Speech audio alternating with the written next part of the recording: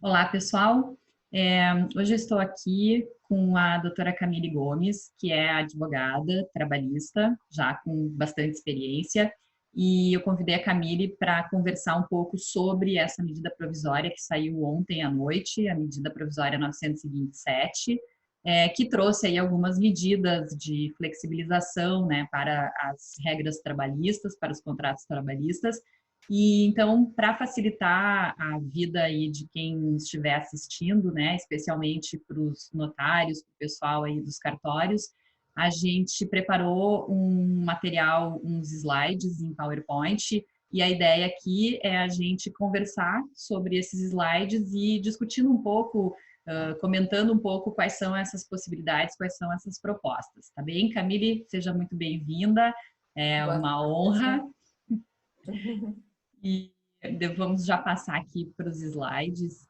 Eu já vou abrir aqui, a gente pode começar a conversar. Boa tarde a todos.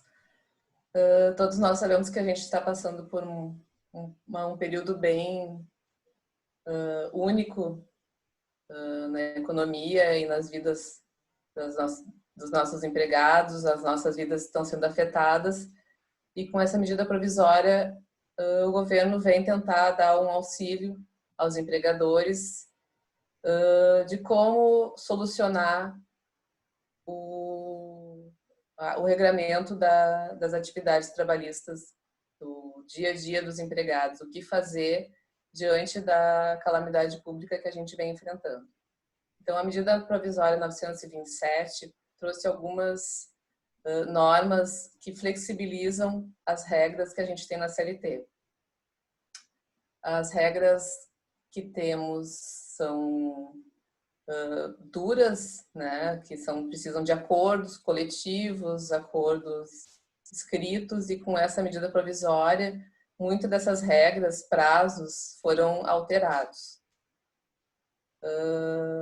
Karen, pode passar, por favor? Uhum. Acho que aqui é importante, né? A gente organizou exatamente da forma como está disposto na medida provisória, né, Camille? São os capítulos de cada um dos itens previstos na medida provisória.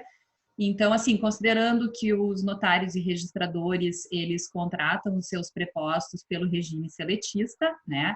A gente tem aí a aplicação das regras da CLT e, como a doutora Camille falou, então, essa medida provisória, ela trouxe algumas situações que excepcionam aquelas regras que estão previstas na CLT.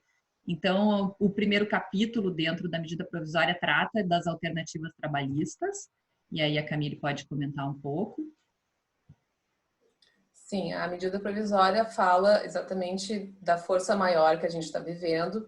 Existe uma previsão na CLT, que é o artigo 501, que trata da força maior e que as regras da CLT são flexibilizadas. Mas com a medida provisória foi bem específico em relação ao problema do coronavírus. Então, quais são as medidas trabalhistas que os empregadores podem tomar diante desse estado de calamidade? Ele autoriza a celebração de acordo individual com cada empregado, verificando cada situação pontual.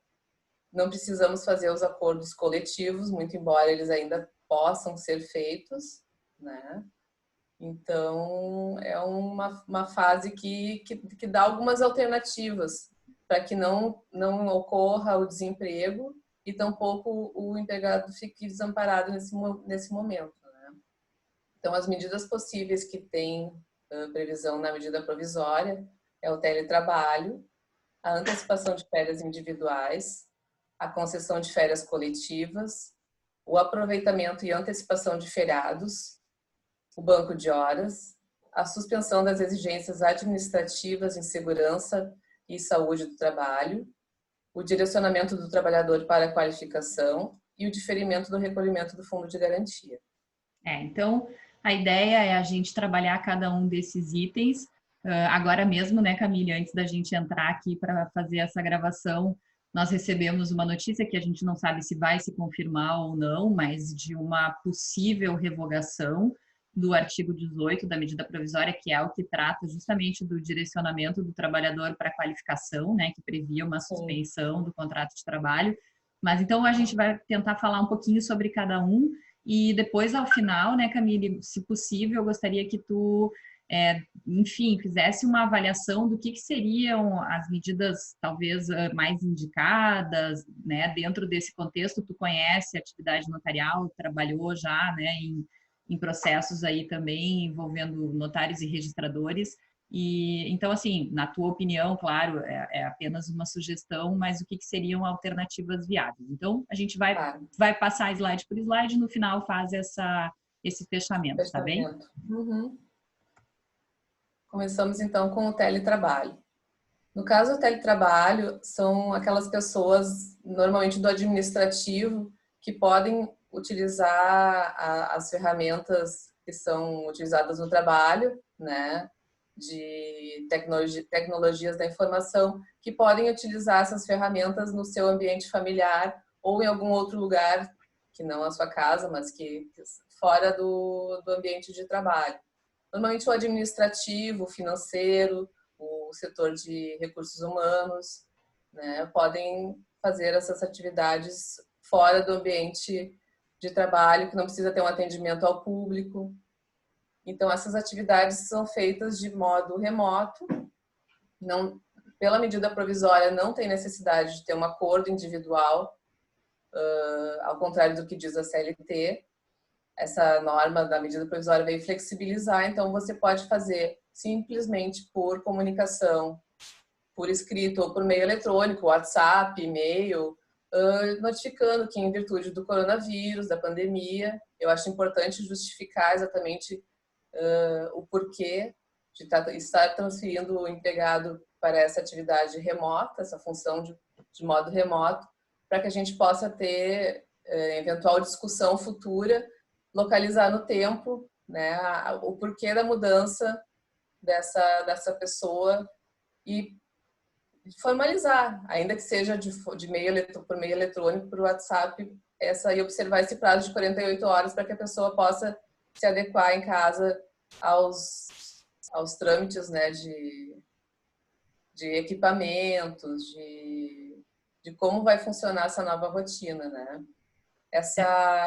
O teletrabalho não está sujeito a controle de horário, né? Ele é tem previsão no artigo 62, inciso 3 da CLT, mas eu recomendo para quem tenha já uma rotina já com horário, que continue cumprindo a sua rotina de trabalho no mesmo horário que tem, como se fosse trabalhando na empresa ou no tabelionato, que seja, né, para cumprir aquele horário, porque não tem, a previsão é de que esse teletrabalho não gere horas extras. Então, a rigor, tu vai cumprir as tuas horas, a tua jornada de trabalho no teu ambiente de casa, de forma remota.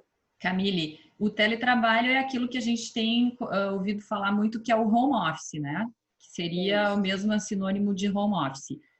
Aqui, fico pensando, né? Se a gente tentar transportar isso para a realidade dos notários e registradores. A gente tem, acho que duas situações aqui, que eu não sei quem é que vai estar visualizando aqui nosso vídeo, mas a gente, claro, tem um país que é de dimensões continentais, então, de estado para estado pode ter diferenças, mas basicamente a gente tem aquela possibilidade de um cartório que tenha um sistema de software, um sistema eletrônico que permita um acesso remoto, que permita através de um webmail, de um acesso com login e senha, entrar no próprio sistema e eventualmente trabalhar lá em minutas de atos.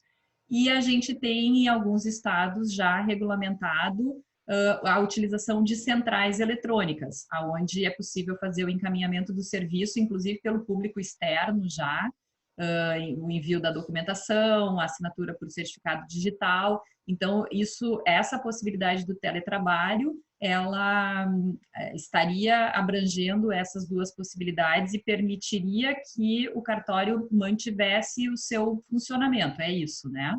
Sim, com certeza. Acho que a questão do teletrabalho funciona bem para essas situações, onde tu pode transferir o teu staff do cartório para o trabalho remoto, onde com um computador, um software específico, a pessoa consiga realizar suas atividades, né? é como se ela estivesse trabalhando no cartório, mas na sua residência. Então vai cumprir suas as atividades normalmente, né? E Ótimo. daí tem a questão daí também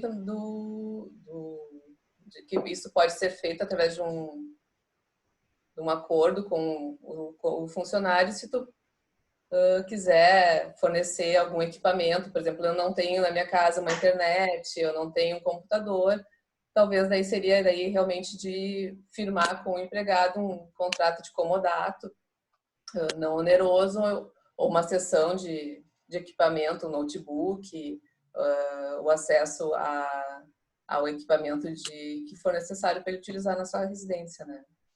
Ok. Vamos para a segunda opção, então. A antecipação de férias individuais. A medida provisória veio trazer a questão das férias, flexibilizando a questão do aviso de 30 dias, né? Hoje, pela CLT, para que o empregado tenha direito a férias, ele tem um período aquisitivo e com a antecipação das férias individuais em razão da medida provisória, esse período aquisitivo vai ser antecipado. Então, eu entrei na empresa hoje, eu não tenho direito a férias, mas o empregador, em razão desse estado de calamidade pública, vai me antecipar as férias que eu sequer teria direito.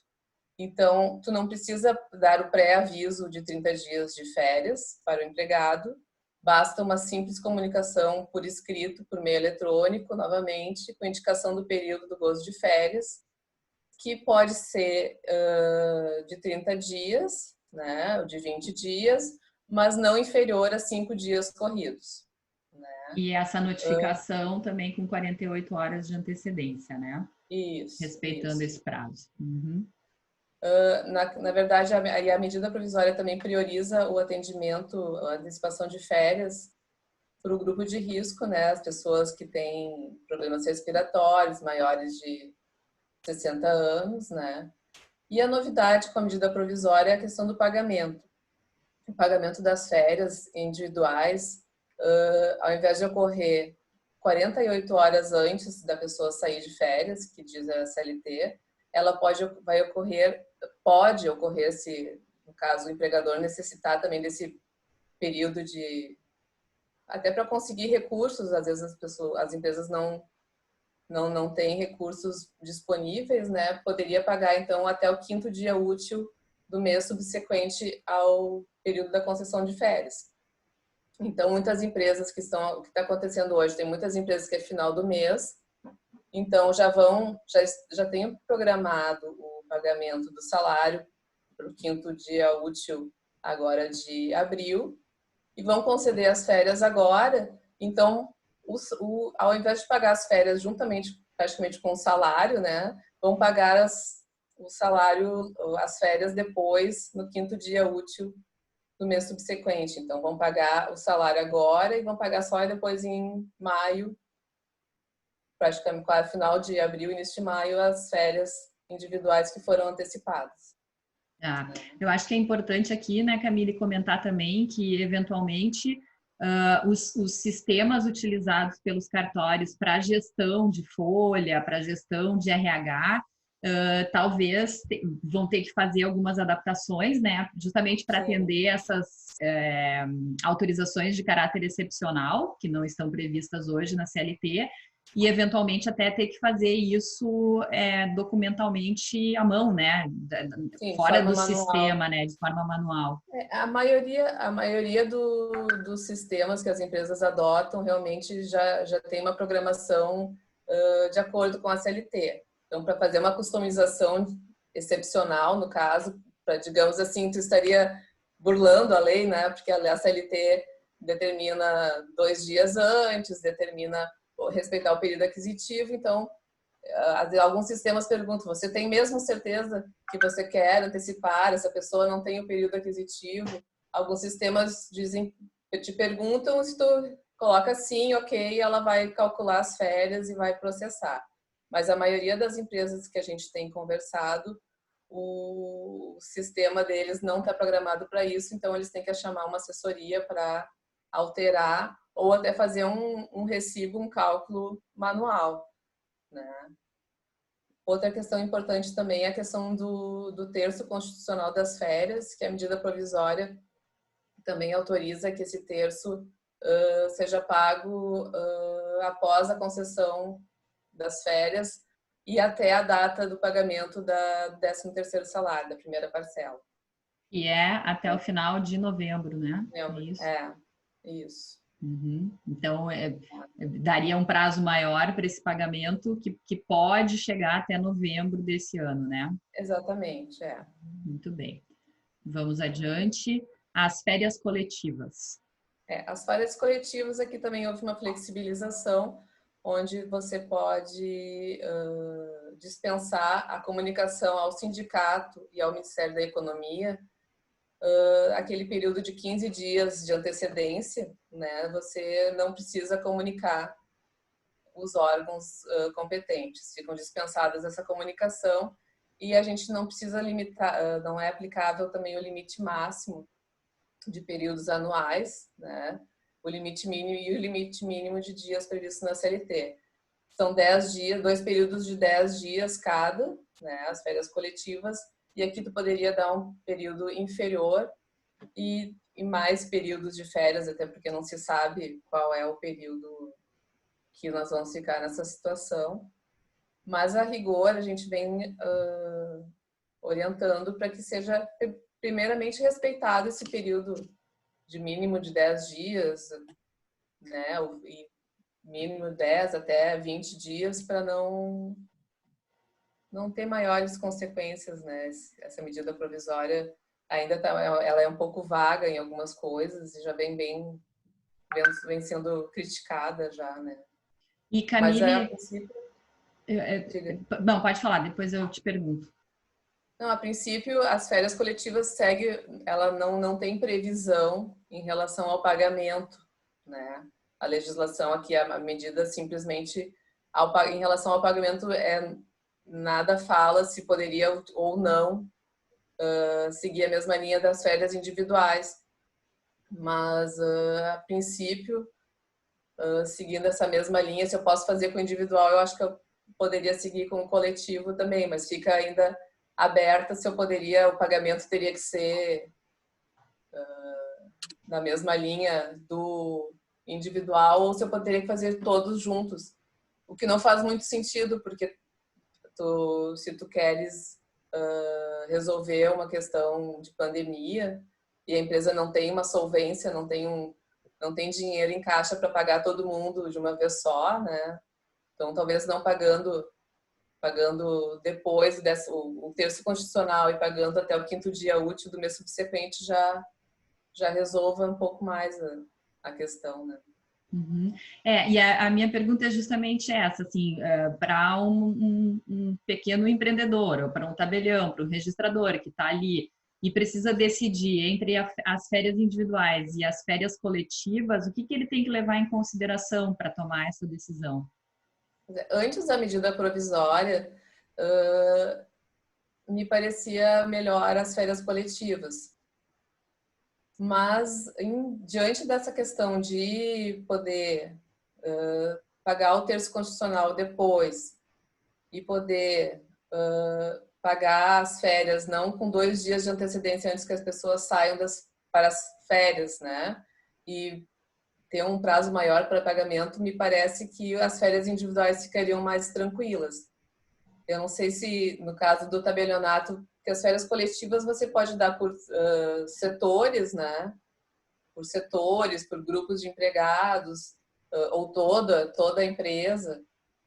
Mas eu não sei se no caso dos cartórios se a gente conseguiria ter essa distribuição de setores, né?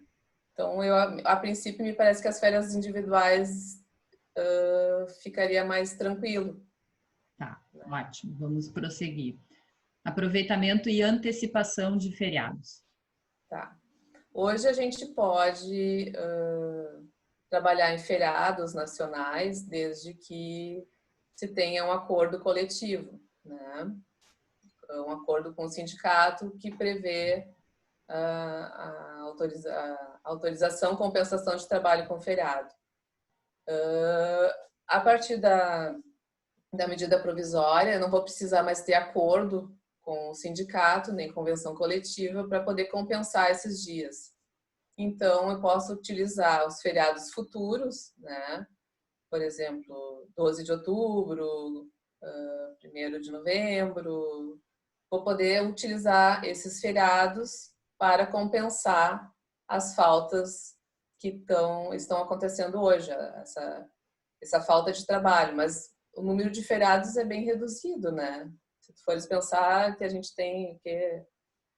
Não cheguei a contar quantos feriados nós temos esse ano, mas não são muitos. E a ideia aqui é que passe pelo menos de uma semana, nós poderíamos usar para compensar, mas uma semana tá ok, né?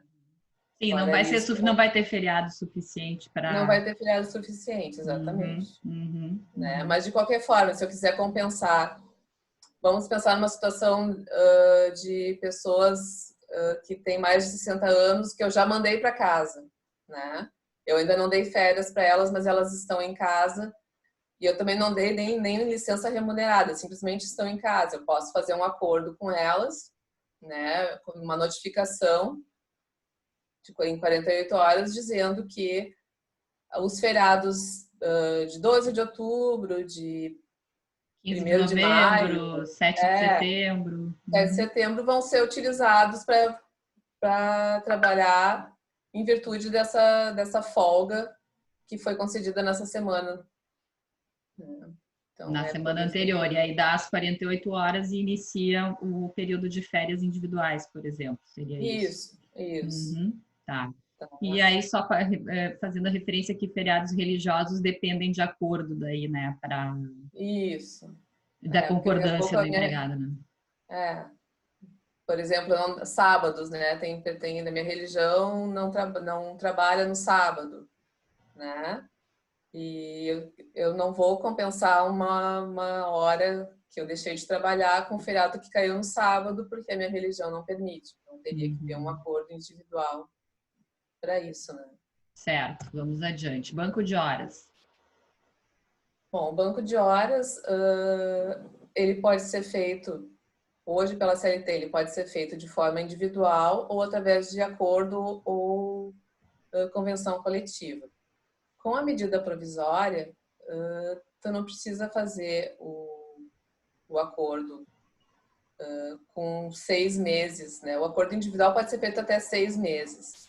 O coletivo até 1 ano, né? Para encerrar. No caso do banco de horas da medida provisória, nós temos um prazo de até 18 meses a partir do encerramento do estado de calamidade para compensar todas essas horas.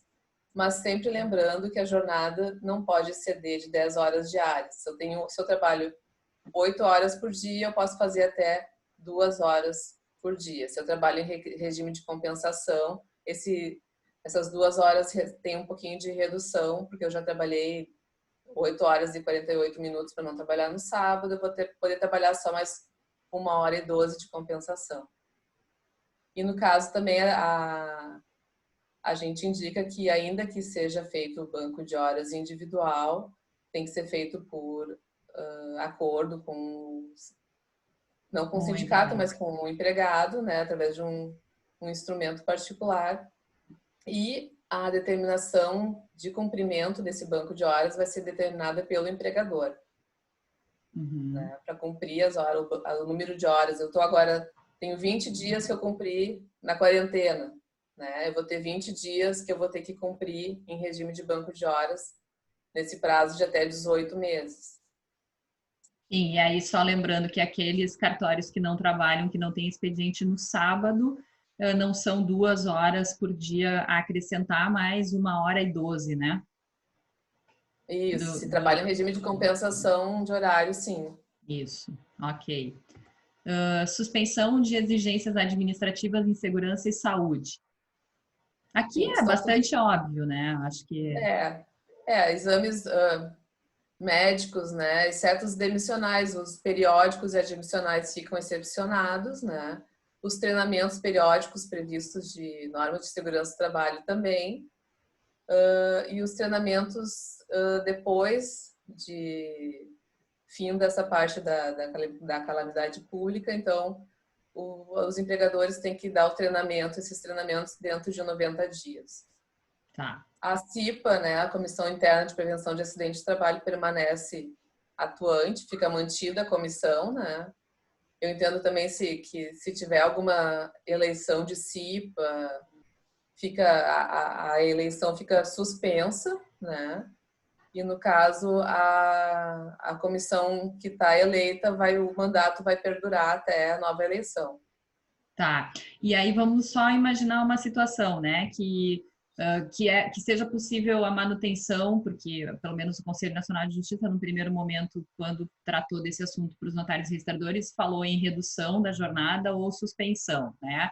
Agora, mais recentemente, sexta-feira, publicou o provimento 91, dando algumas orientações, dizendo que os notários registradores têm que respeitar as autoridades, tanto no âmbito federal, estadual, municipal, e que se houver determinação, por exemplo, de suspensão, de fechamento, eles não podem prestar o atendimento. Mas vamos imaginar uma hipótese de que talvez mais para frente venha a acontecer de redução da jornada, que o cartório esteja aberto e que aconteça um acidente de trabalho, por exemplo, vai fazer o mesmo procedimento normal, vai abrir a CAT, vai fazer isso tudo continua Sim. igual, né?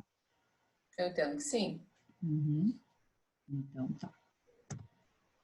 Aqui, o polêmico, direcionamento do trabalho para a qualificação. Sim. Eu coloquei ele para vocês em vermelho, né? O ponto de interrogação e o revogado, é aquilo que a gente estava falando já no início ali da nossa gravação, porque há notícias, eu não sei se são verdadeiras, né? Eu recebi ali um print de tweet que seria do presidente, falando que ia revogar esse que é o artigo 18, né, Camille, da medida provisória. Isso.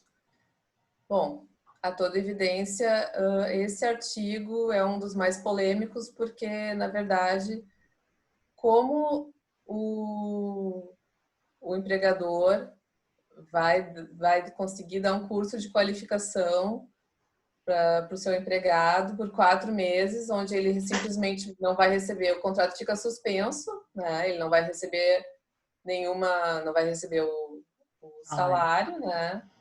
Mas pode ver, continua recebendo talvez alguma Ajuda, bonificação, ajuda de custo, né?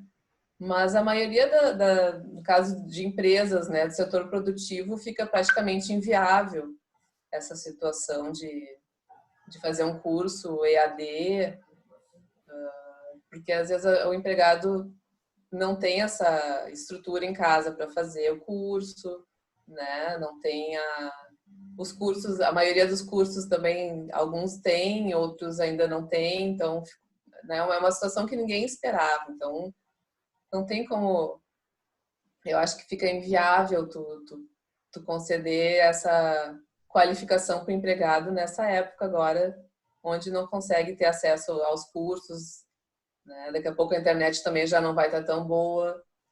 Então, é uma opção, mas eu acho que daí dependeria também de um acordo melhor elaborado entre o empregado e o empregador.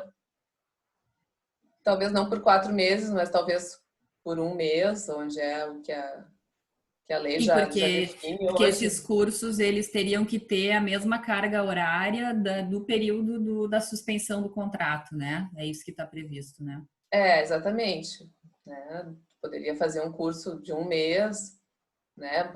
Quando eu quero fazer um curso de um intercâmbio de 1 mês para estudar inglês, eu vou suspender meu contrato de trabalho, eu garanto, a empresa não me paga, mas me garante o meu emprego de volta, né? Para poder me qualificar, né? Para que eu possa desenvolver minhas atividades da melhor forma possível, né? É uma troca de benefícios, né? Uhum. Mas aqui no caso, nesse momento, não consigo visualizar uma solução, até porque vai ficar sem salário, né? Eu não vou poder sair para fazer o curso, vou ter que fazer todo ele EAD, então talvez E de acordo com a previsão ali do artigo 18, não dependeria nem de acordo nem de convenção coletiva, né? Seria uma decisão do próprio empregador, é isso? isso. É. Uhum.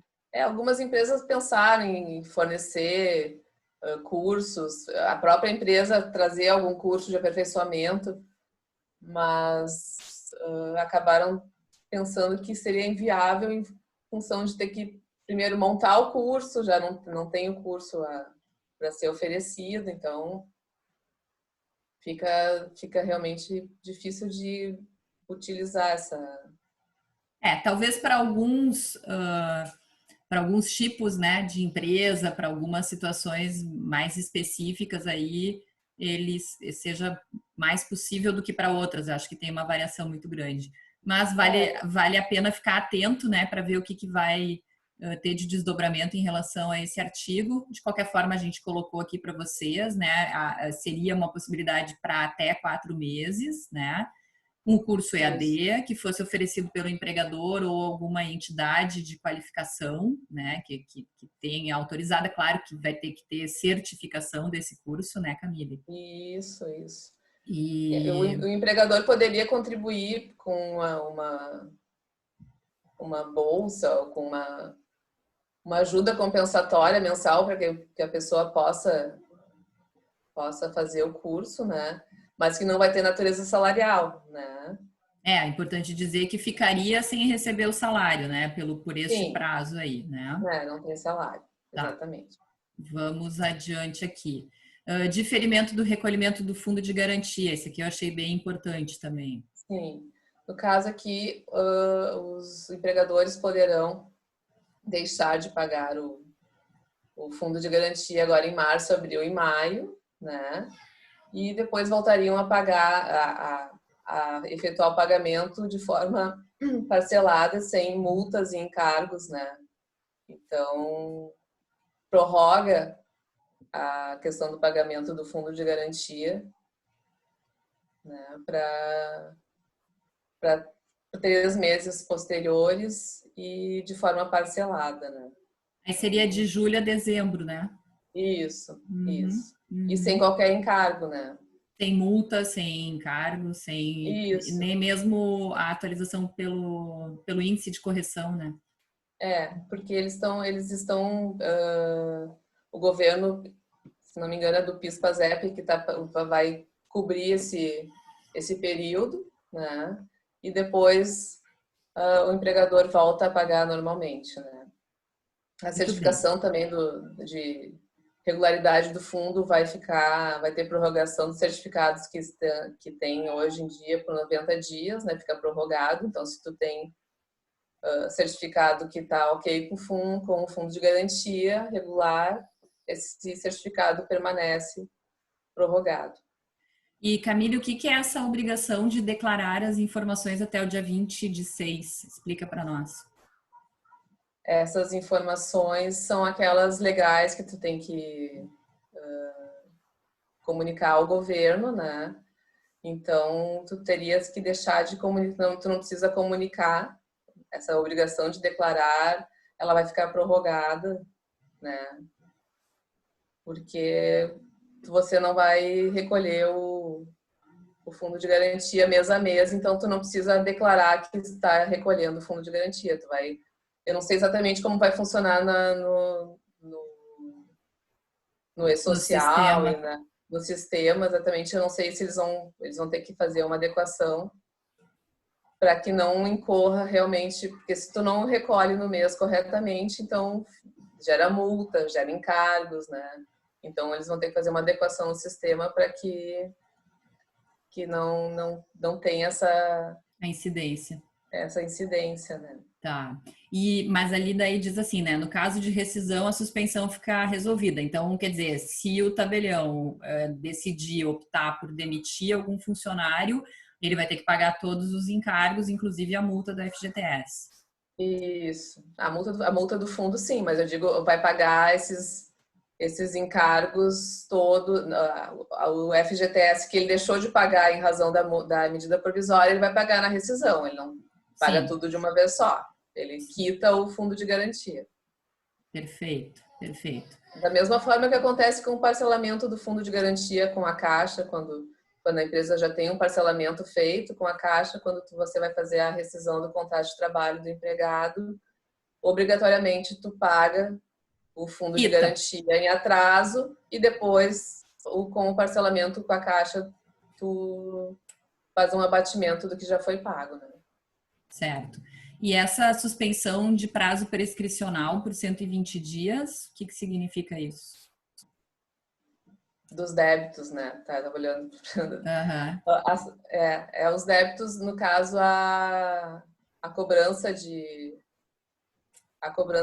administrativa, né? A cobrança judicial do fundo de garantia fica suspensa, né?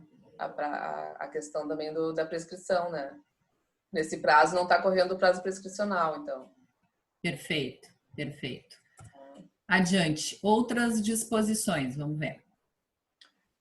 Os casos de contaminação por Covid-19 não serão considerados ocupacionais, exceto comprovado nexo causal. Aqui eles então dizem que se um empregado tem o vírus, coronavírus, não vai ser considerado doença ocupacional, muito embora o que tem se discutido é que pessoas que trabalham na área de saúde, ligadas exatamente a atividades que te expõem mais ao risco, pode ter um nexo causal, né? Fui fazer uma cirurgia, eu sou enfermeira e tive contato com o paciente, então pode ser considerado, mas ainda é bem discutível, né? Eles estão excepcionando a questão do vírus porque não é decorrente da atividade realizada. Sim, fica bem, parece que fica bem restrito aos profissionais da saúde, né? Saúde, exatamente. Tá. Acordos e convenções coletivos vencidos ou vincendos no prazo de 180 dias da vigência da MP poderão ser prorrogados a critério do empregador por 90 dias. Então, se eu tenho um acordo coletivo em vigor, vamos pensar pode ser até um acordo de banco de horas, né? Ele vai ser prorrogado por mais 90 dias, né? E a mesma coisa a convenção coletiva da categoria, onde se destaca os salários, as regras, né, em geral, também vão ser prorrogadas, ainda que vencidas nesse período da vigência da medida provisória. E daí nesse caso vai precisar de alguma ação do sindicato? Como é que funciona isso? Não, eu entendo que elas ficam prorrogadas automaticamente. Tá.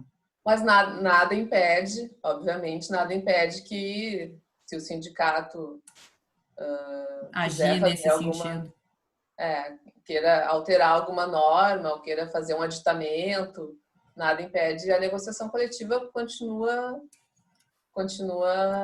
valendo, né? E acho que é uma hora até para buscar sindicato no que for preciso, né? Muito bem.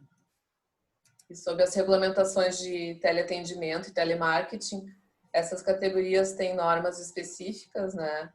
Então, as regras para regime de teletrabalho que estão previstas no capítulo 2 da medida provisória não se aplicam aos empregados de teleatendimento e telemarketing. Eles têm todo um regramento já específico de horário. Sim, é para não misturar, não tem nada a ver uma coisa com a outra. Ok. Exatamente. Antecipação de abono anual. O que a gente está falando aqui? Aqui a gente está falando das pessoas que já estão em auxílio doença, auxílio acidente, aposentadoria, né? O governo está antecipando as parcelas de 50% do valor do benefício devido no mês de abril, né? Pago junto com o benefício de abril, então ele está antecipando o benefício. E a diferença entre o valor do abono e o valor da parcela antecipada vai ser pago junto com a competência de maio. Então, eles estão antecipando todos esses abonos, essa parte previdenciária para quem não está trabalhando, está em algum tipo de benefício, né? Auxílio doença, auxílio acidente, pensionamento por morte, aposentadoria, o auxílio reclusão. Então, vai ser feito em 2 parcelas, né? De forma antecipada.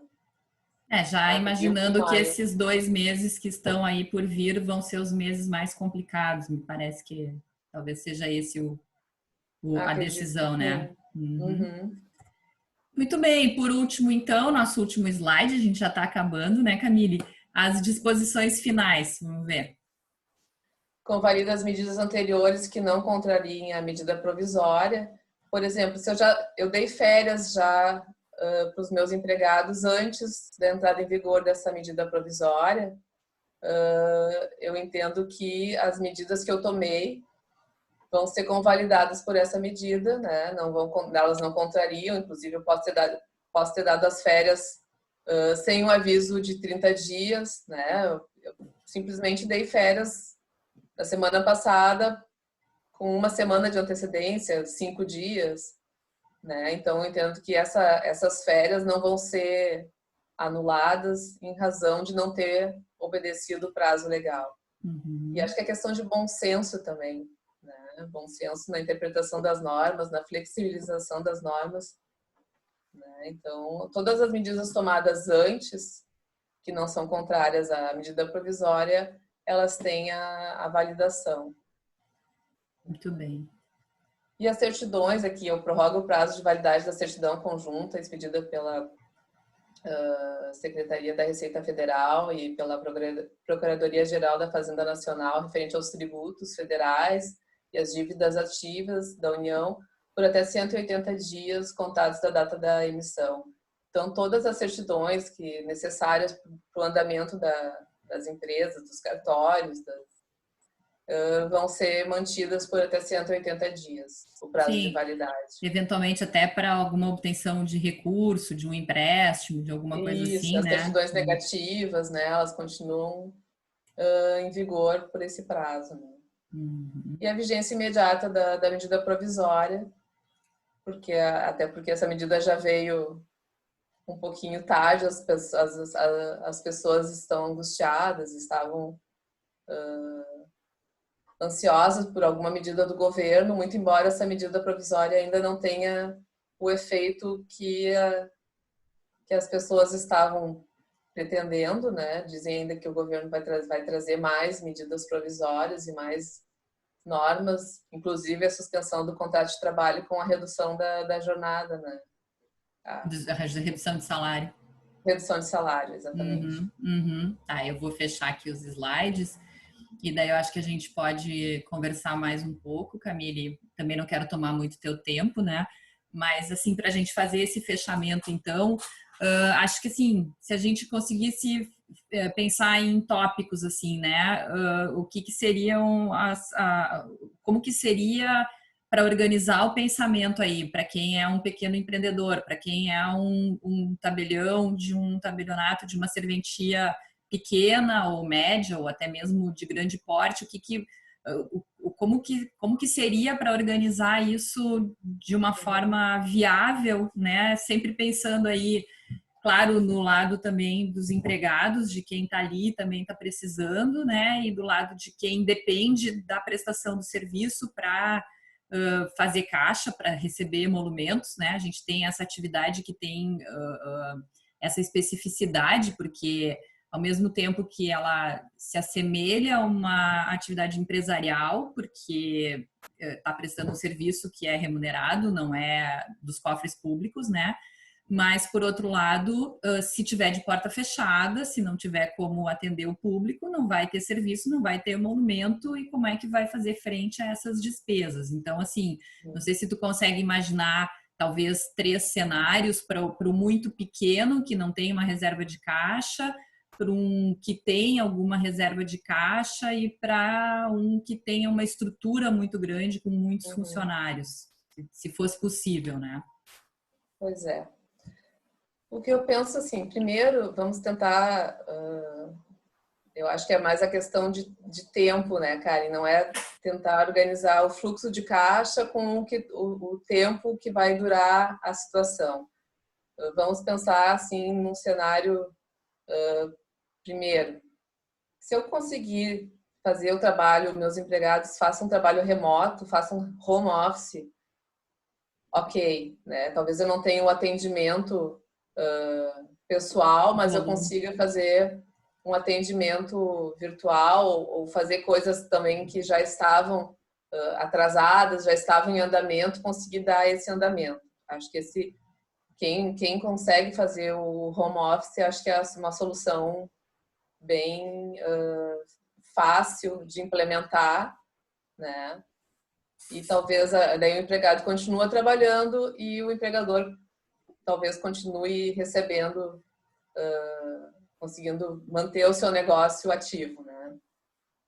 Segundo plano, o banco de horas, eu acho que funciona bem, desde que não seja por muito tempo. Talvez consiga fazer um planejamento de horas que poderiam ser compensadas, fazer um estudo, né? Por quantas horas eu vou poder compensar, até quando eu vou poder compensar, né? Para Para fechar poder aquela jogar equação dos 18 meses, isso, isso, né? Uhum. né? Para poder fazer isso, já utilizando inclusive no banco de horas, inclusive usando os feriados, né? Talvez seja uma solução, já que os feriados não vão impactar, se eu usar só os feriados, acho que não impacta muito na solução do problema, tu vai conseguir uma semana no máximo, né? Então usa o banco de horas já com os feriados. Outra questão seria também daí então a partir daí as férias, que no caso poderiam ser individuais, acredito eu, acho que seria a opção melhor hoje as férias individuais e usando as férias para fazer. Só que daí nesse caso quem tem, né, e quem pode dispor desse caixa e pagar antecipado as férias, pagar um terço antecipado, ótimo. Eu acho que o prejuízo vai ser menor para o empregado e o empregador talvez futuramente não tenha nenhuma demanda questionando exatamente a validade dessa medida provisória, até porque essa medida provisória agora vai ser questionada, pode voltar. Já li alguns comentários dizendo que ela vai voltar e que ela foi feita a toque de caixa e que não resolveu Muita problema coisa. algum. Então, as pessoas, os empresários ainda continuam com dúvidas de como fazer, né? Porque tem empregados que não têm direito a férias, então, como vai fazer futuramente? Mas é uma solução que, com o que a gente tem, ainda eu acho que é uma das melhores opções. Né? Ótimo, ótimo. Então, assim, só para a gente resumir, né? Seria uma primeira opção o teletrabalho, uma segunda opção o banco de horas, em terceiro lugar as férias individuais e quem puder fazer o pagamento antecipado, melhor. Isso. E aí, como última opção, as férias coletivas, né? E nas férias individuais, tu também comentou a questão dos feriados, né? Com feriados. Não, nas férias não, no banco de Não. horas. Ai, perdão, no banco de horas. Milhares. Com feriados. Tá ótimo, eu acho que a gente, claro que a ideia aqui não é resolver os problemas individuais, mas é trazer esse panorama, né, passar um pouco de orientação para o pessoal. E quero te agradecer muito, Camille. Daqui a pouco, se sair alguma outra normativa aí, tu tiver disponível, a gente pode fazer um outro vídeo, tentar ajudar, né? Eu acho que é um momento muito delicado e a gente tem que tentar ajudar as pessoas a encontrar soluções que sejam viáveis para todos, né? Então, te Eu acho agradecer. que, obrigada, mas eu acho que quem quiser também algum auxílio, a gente pode ajudar pelo menos a formalizar de uma forma mais simples e básica, simplesmente deixar um aviso de férias, sempre dizendo que em razão do coronavírus e criar um texto para que fique delimitado esse período, porque depois, daqui a 3, 4 anos, quando as pessoas talvez não queiram nem lembrar mais desse período, lembrar, mas por que essa pessoa tirou férias agora se não tinha? Foi por causa da pandemia, do coronavírus, né? Quando não se tinha vacina ainda, né? Então a gente vai voltar ao período e ter tudo isso bem demarcado, o porquê foi concedido férias antecipadas, o porquê eu não peguei as férias com 48 horas de antecedência, por que eu fiz um banco de horas com prazo de validade maior do que 12 meses, né? Sim, Então, deixar acho tudo isso bem organizado para ser numa que isso, eventualidade ter como comprovar, né? Sempre pensando na exatamente. prova, né? Exatamente. Tá? Então tá joia, eu A gente acho se que é coloca à isso. disposição. A gente vai postar isso aqui no YouTube, né? Eu acho que o pessoal, se tiver dúvidas, acho que pode deixar, pode mandar ali no próprio YouTube alguma pergunta, algum questionamento na medida do possível, né? A Camille, se tu Uhum. te disponibilizar, a gente pode tentar responder em conjunto. E valeu, muito obrigada. Então E tá. a gente pode fazer mais uma no futuro. Tá bom, obrigada. E Tá qualquer bom. coisa estou à disposição. Valeu, Tchau. gente. Espero que vocês tenham gostado e se inscrevam aí, divulguem entre os colaboradores de vocês, os colegas, os amigos, porque a ideia é passar essas informações para o maior número de pessoas possíveis, tá certo? Um abraço.